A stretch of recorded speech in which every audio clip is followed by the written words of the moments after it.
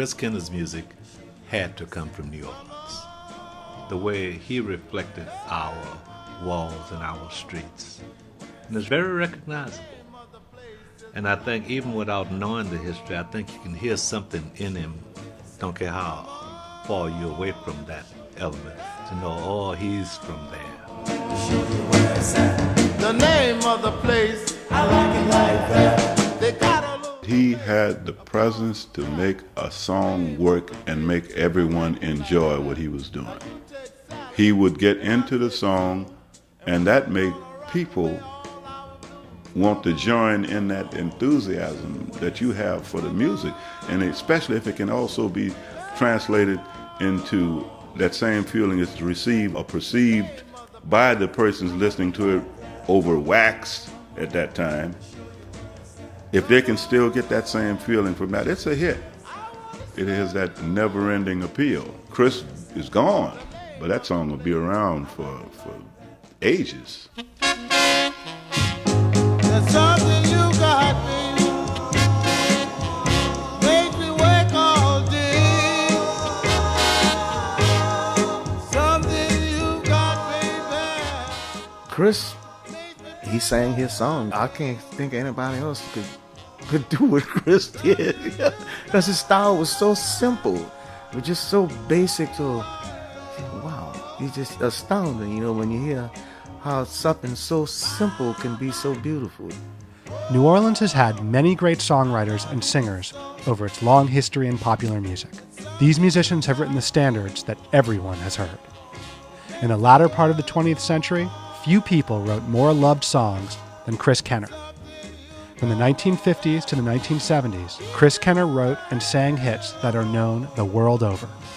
His songs, which include Sick and Tired, I Like It Like That, Something You Got, and the great Land of a Thousand Dances, were top 10 hits for Kenner and other artists, including Wilson Pickett, the Rolling Stones, the Dave Clark Five, Cannibal and the Headhunters, and countless others. Kenner's songs bridged the gaps between rhythm and blues, funk, and rock and roll, and became some of the great themes of New Orleans. In the next half hour, you will hear of his life and how he wrote these songs in You Gotta Know How to Pony, the story of Chris Kenner, produced by David Cunyon for Jackbeat Productions. Children, go, I send you. Where will you send me? I'm gonna send you to that land, the land of a thousand dances. Got to know how to pony.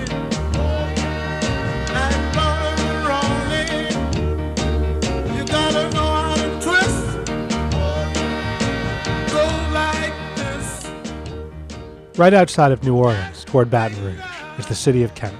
Today it is one of the larger cities in Louisiana, but back when Chris Kenner was born on Christmas Day, 1929, it was a small town on the edge of the swamp. When he was young, his family moved to Central City in New Orleans, where he grew up. Come on, little children, get on this train. Saxophonist Robert Parker came up with Chris Kenner. Well, actually, Chris Kenner and I were raised up together. I stayed on Melpomene Street, he stayed on Clio Street. I know his whole family, sisters, everybody. In fact, we was playmates. Chris Kenner, Sugar Boy Crawford, all of us was raised up together. Right around Melpomene Street, right now it's called Martin Luther King, but I was raised up there on Melpomene and LaSalle. Chris Kenner stayed about 2 blocks from me. You know, we could play together. Go to the parks together, play ball together, went to school together. Singer James Sugar Boy Crawford also grew up near Chris Kenner. Well, we were from the same neighborhood, and we were friends we grew up together. And I was playing music, he was playing music too. Actually, before we started playing music, we used to hang around the prize fighting. We call ourselves prize fighters. And we used to fight at the YMCA on drives between Jackson and Phillip. And that was one of the few places that we could go, you know, being young and juveniles and whatnot, and trying to stay out of trouble. Well, we hung around the YMCA. I want you to get happy and do the jig. And his mother was a very Christian lady. Because Christians sang a lot of spirituals. before he got into the R&B thing, because he come from that kind of environment. His dad, I think, worked on the riverfront. Yeah, during that time, you know. His dad was a nice fellow. They all went to church. You know, we always trying to do something. And he loved to sing. He always did love to sing. His sisters, a couple of his sisters could sing too. And they used to sing together as a little group. And we used to get out on the corner and doo-wop too a lot, you know, at night. Sugar Boy, Chris, and I. So he always did like to sing. Anytime that talent scouts or record labels came to town, Chris would always be in line to audition. He finally caught a break and did 2 sides for Baton Records, Grandma's House and Oh, please, don't let up in that charge on me. These songs failed to cause a stir, but Kenner kept trying. He took a new song to the top producer in New Orleans at the time, Dave Bartholomew. Robert Parker remembers. He started with Dave Bartholomew. See, he knew Dave Bartholomew. How they met, I don't know, but I know him and Dave were pretty tight. And Dave recorded it. The first song I think he wrote and sung for Dave was Sick and Tired.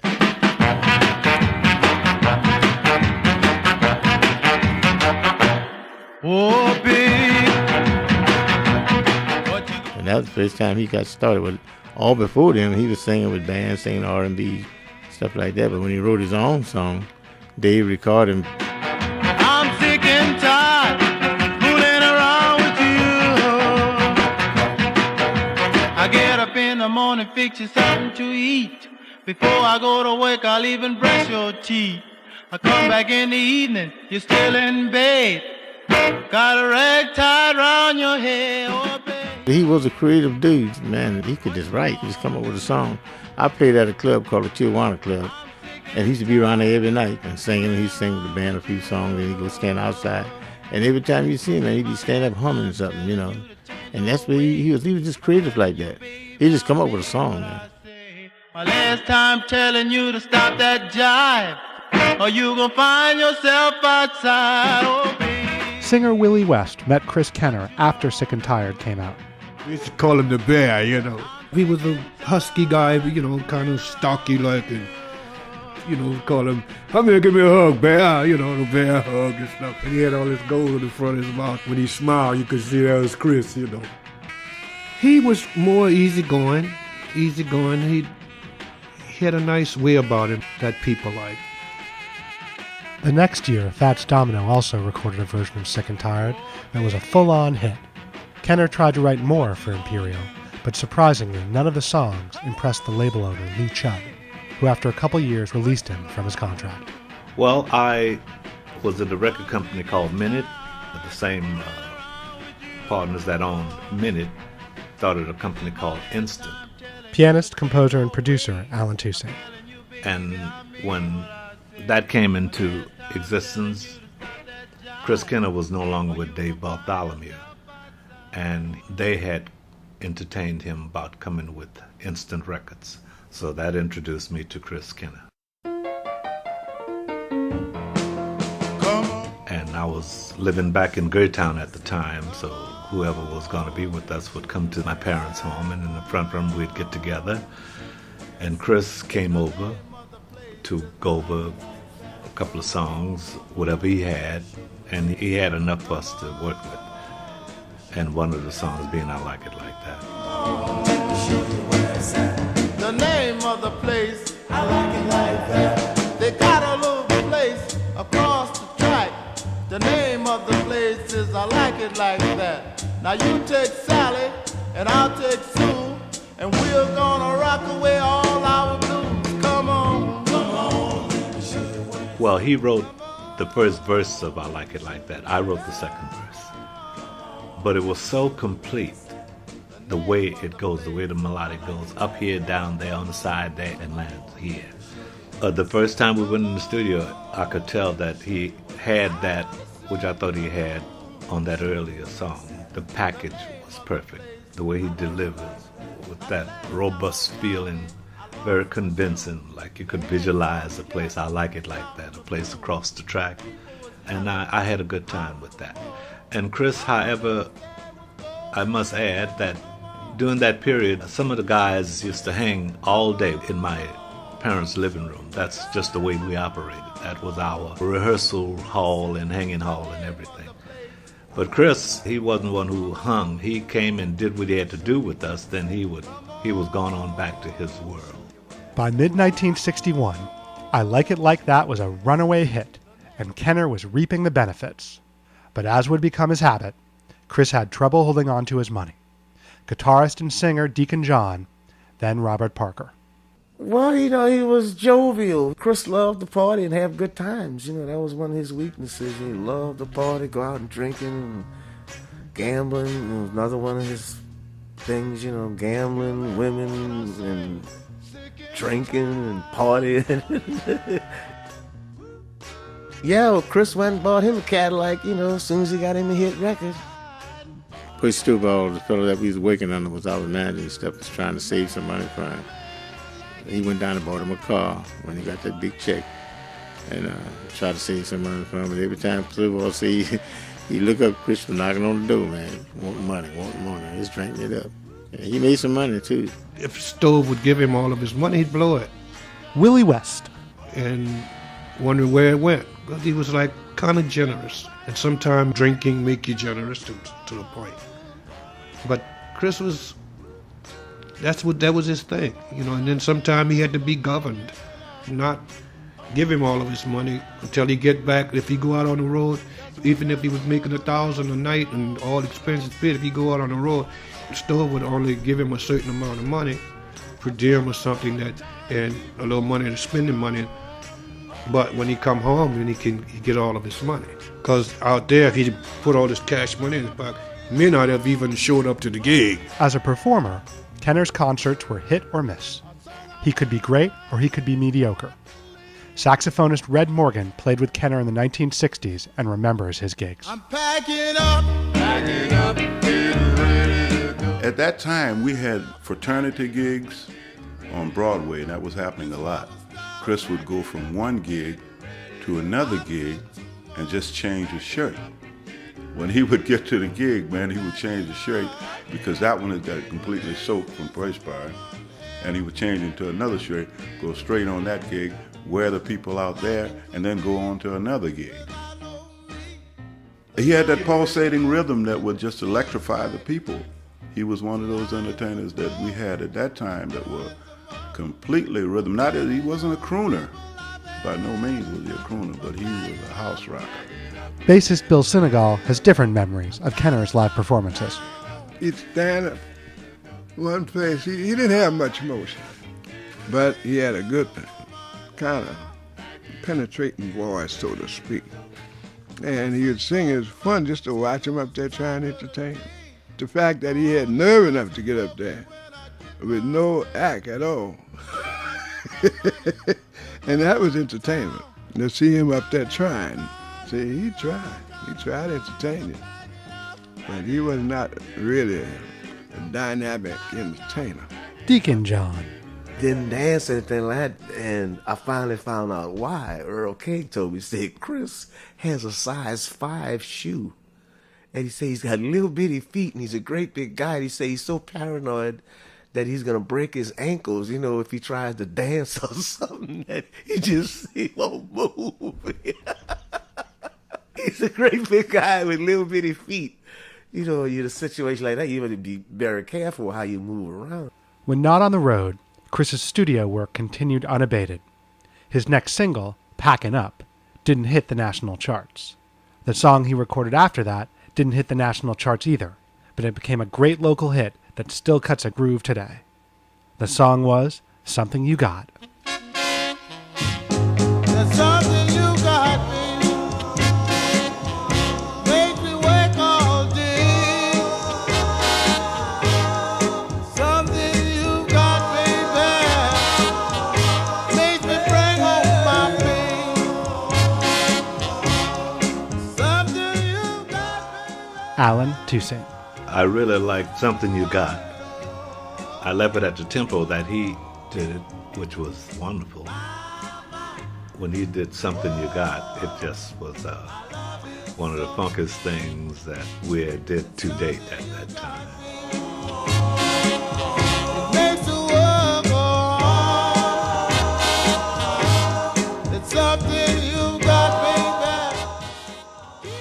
and the way he climbed the ladder in the tune. Because melodically, it sort of moves like stair steps from the first line to the second line, then it goes up and gets there, and then come on back down. It's just shaped perfectly, and it's so much of him. Willie West. The way he phrased his stuff, it was always impressive to me. He had that funk, that inner funk thing, you know, that really, really touched you. When you get up to hear Chris singing Something You Got, the way he did it, it was so like scuzzy, you know what they call it, and he would get down on it, you know. And it was a real thing, real music for us, I'm concerned, his stuff. Chris continued doing studio sessions for Instant after Something You Got.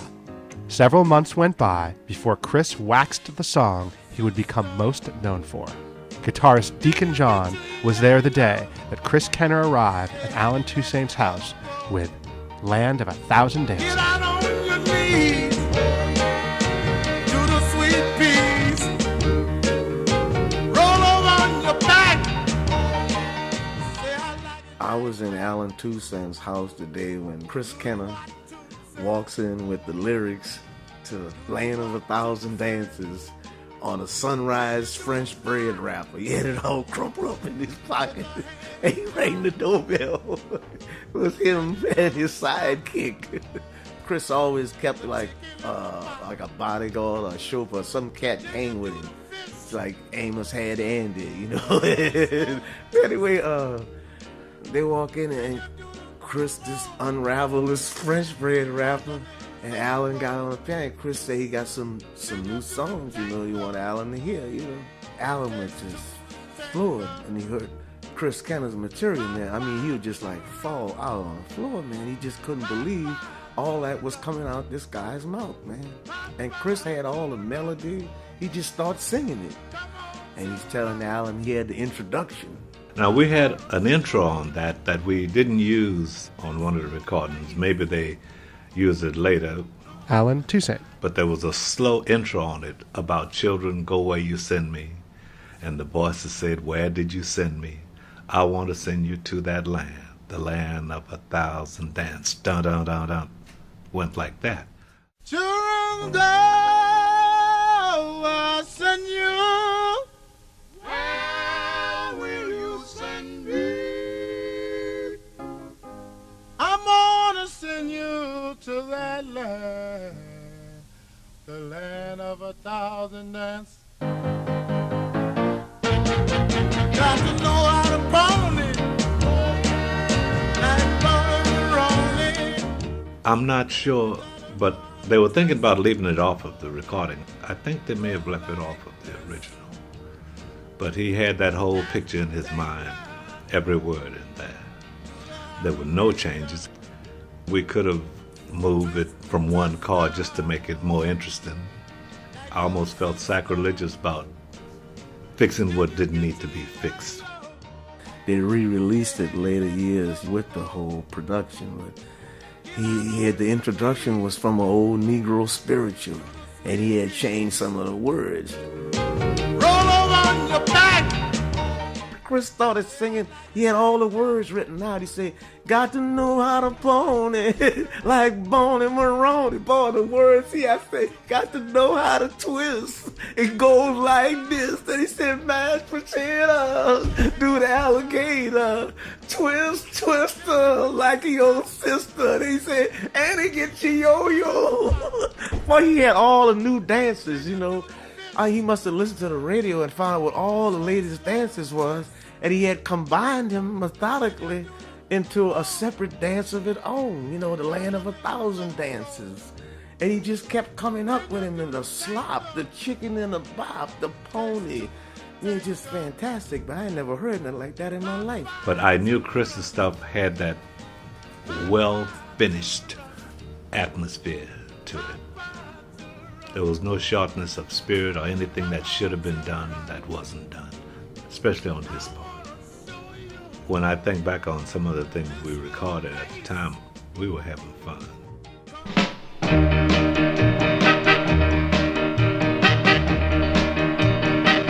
I want to tell you about a story Robert Parker remembers what made Chris Kenner such a good songwriter. I would say his writing was unique.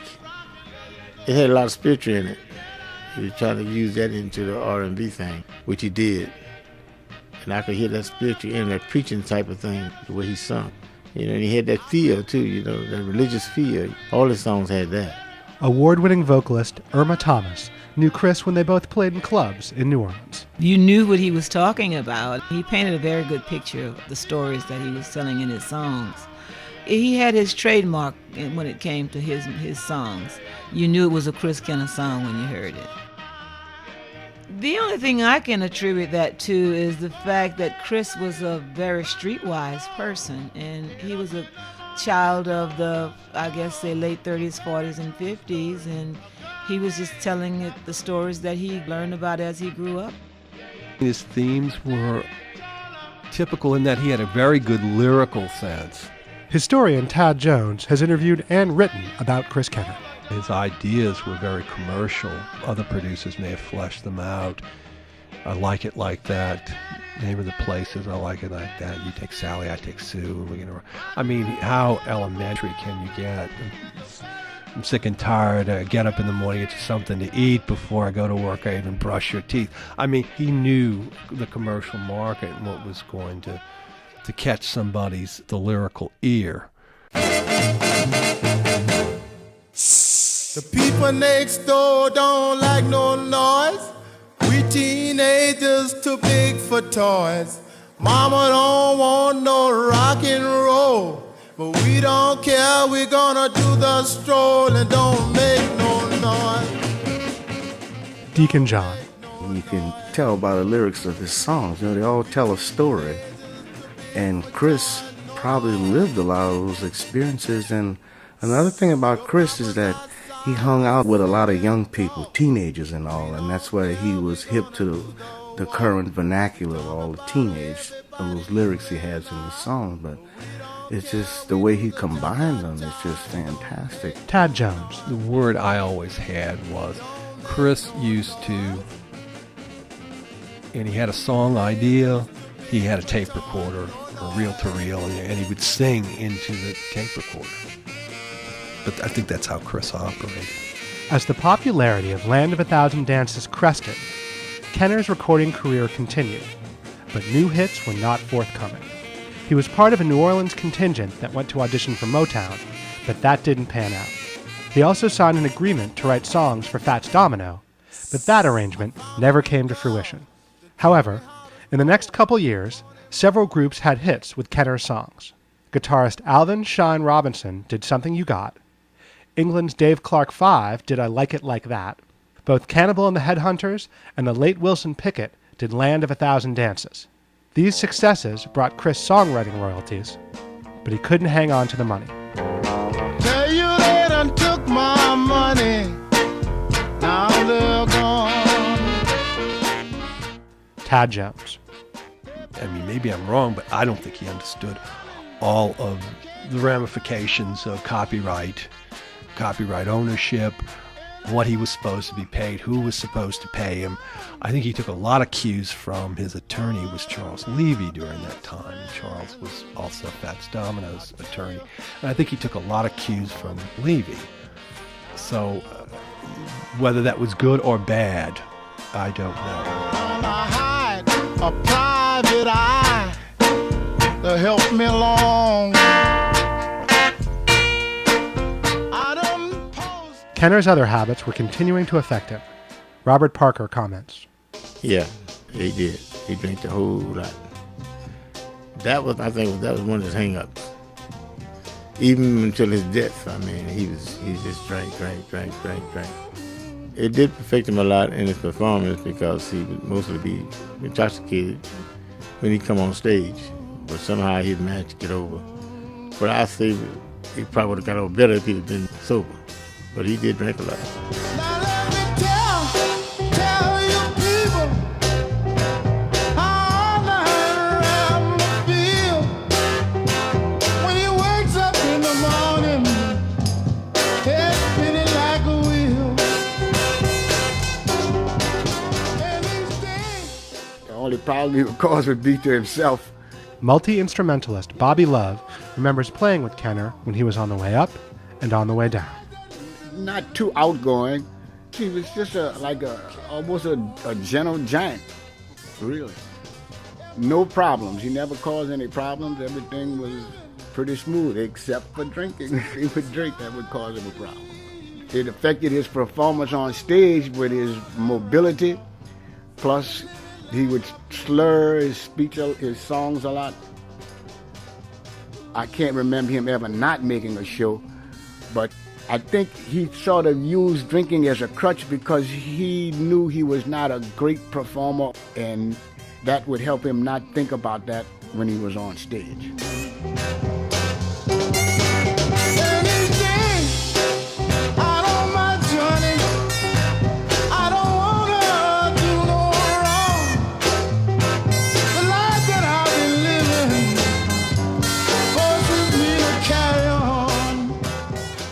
Willie West. He was the same person. I think maybe he drank a little more due to ups and downs of the game. You know, sometimes guys turn to drugs and some turn to booze. And it's just an up and down thing with some guys. From what I knew of him, I know he liked to drink. His manager, my manager, he used to always be on his time about it. Well, Chris, you know you shouldn't do this. And, oh, leave me alone, man. I can handle my business, you know. That's the way he was. He was a sweet person, I think. You know, life is just a struggle every day. Kenner continued recording for Instant, but his records were hit and miss and sold progressively less. He moved from Instant to Help Me Records in the 1970s, but those singles didn't chart either. Robert Parker comments, then Bobby Love. No, he changed after his career was coming to an end. Like he couldn't get no more gigs and he wasn't making no more records. He just was hanging out in the slums and just drank, you know. And his personality did change. He wanted to fight a lot. That wasn't none of him in the days when we grew up together. But in the older days, as he started losing his career, you know, nobody would fool with him, high, and nobody would record him. And they wanted his song, but they didn't want him. Because they knew he had good songs, but they didn't want him to sing them. And that kind of blew him away because he wanted to sing his own song. To me, he just didn't talk too much. And as he got older, I think he got a little sullen because a lot of money had passed through his hands and he didn't have anything much to show for it. So that made him, even to me, a little less outgoing and certainly more sullen. Time changes things, they keep moving on. Deacon John remembers Chris near the end. When he went down, he really hit bottom. I never really saw much of him the last few years prior to his death. Just would hear stories about it. Hey, what's up with Chris, man? When the last time you seen him, you know? I ain't seen the band in a while, you know, he usually hang out there, man. Earl King, you know, told me that they had found him dead in his apartment. And I guess he must have died from a stroke or a heart attack because his body had been there several days before they discovered him. And some of the neighbors noticed a precarious odor in the vicinity and they broke down the door and found him dead. Before that, he was in a lot of troubles legally. And he died, I guess, penniless and broke, and another New Orleans tragedy, you know. One of the truly greats died penniless. After they put you way down in the ground, just keep moving on.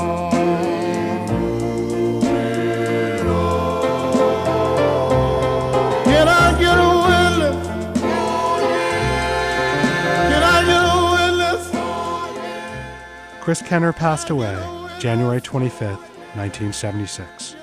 He was 45 years old.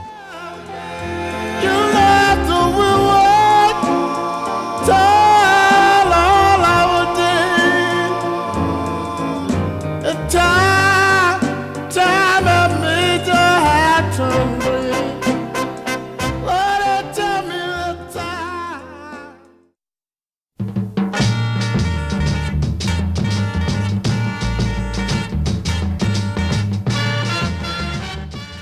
We couldn't speak of our music and leave him out of our evolution.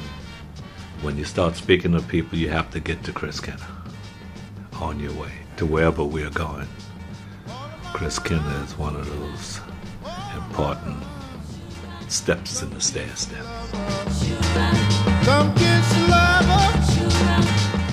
Chris Kenner's music had to come from New Orleans. The way he reflected our walls and our streets. And it's very recognizable.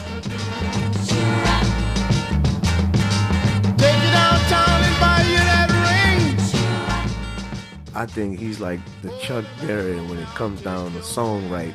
He's like the Chuck Berry of New Orleans as far as, being able to capture and epitomize all the teenage lyrics that were prevalent in the day and incorporated into songs that really made you think sometimes, because they were just so simple so that sometimes they were just hilarious, but at the same time they were dead serious.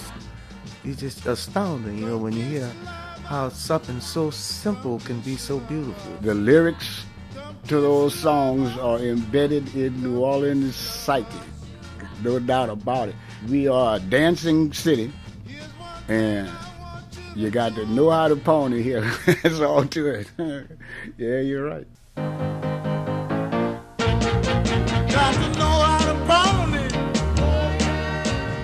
You Got to Know How to Pony, the story of Chris Kenner, was produced, written, and edited by David Cunyon for Jackbeat Productions and the Center for Gulf Coast History and Culture in 2005 and 2006. The producer would like to thank everyone who consented to be interviewed: Renee Bigelow, Billy Dell, Dennis Fermento, Jeff Hanisch, Tad Jones, Karen Kern, Stephen and Lois Cunyon, Andrew Cunyon, Jennifer Mitchell, Dr. Bruce Rayburn, Joycelyn Reynolds, the Louisiana Music Factory, the staff at both the Louisiana Endowment for the Humanities and the Arts Council of New Orleans, and everyone at WWOZ FM New Orleans. This program is supported by a grant from the Louisiana Division of the Arts, Office of Cultural Development, Department of Culture, Recreation, and Tourism, in cooperation with the Louisiana State Arts Council, as administered by the Arts Council of New Orleans. This program is also funded under a grant from the Louisiana Endowment for the Humanities, the state affiliate of the National Endowment for the Humanities.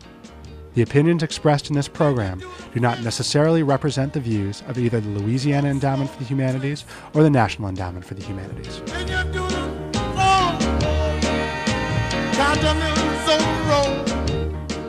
Remember, renew, rebuild. New Orleans, still a living national treasure.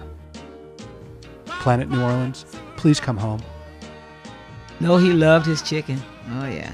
There's this restaurant called Alexa's Chicken on Claiborne Avenue. I think everybody under the sun knew where to go to get chicken, and he would go there and he'd order like maybe a whole chicken, and it would be just for him.